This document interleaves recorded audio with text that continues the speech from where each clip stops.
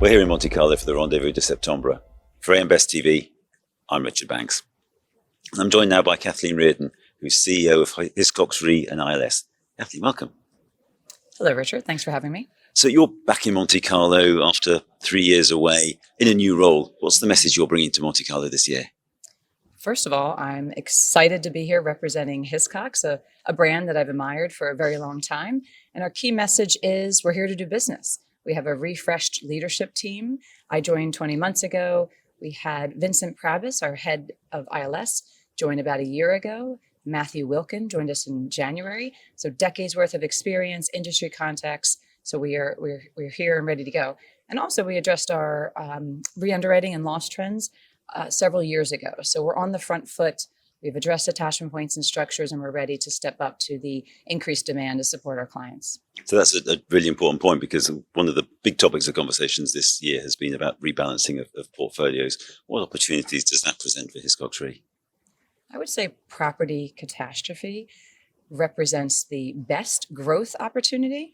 There's obviously some capacity retreating. There's increased demand of limits from our clients.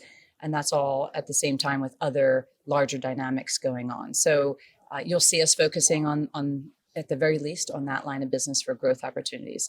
It's not limited to property cats, but that is a class of business that is core to us. We also offer a broad array of specialty classes, which are getting, which, given the crisis in Ukraine, could present another opportunity.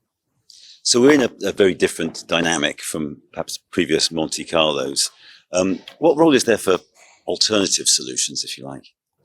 Well, first of all, at Hiscox, our ILS arm is in its 9th year, and we've had relatively strong performance. The absolute number has been challenging the last couple of years, and great investor contacts. So we actually bucked the trend and raised additional AUM mid-year, which we deployed in an improving market. But if I step back and look at the whole investment community, just like anything, they want a sector that can give them attractive returns and losses in line with expectations. I think that's the focus here. We haven't delivered in line as a market, delivered in line with expectations.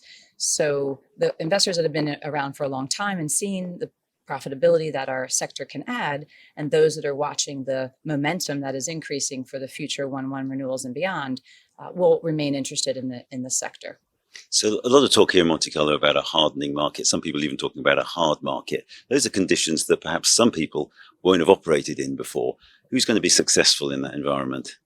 Yeah, this is where experience matters. I mean, no two markets are alike, and it's not overall hard market. I mean, this is the first time I've seen pretty much every line of business having positive rate momentum.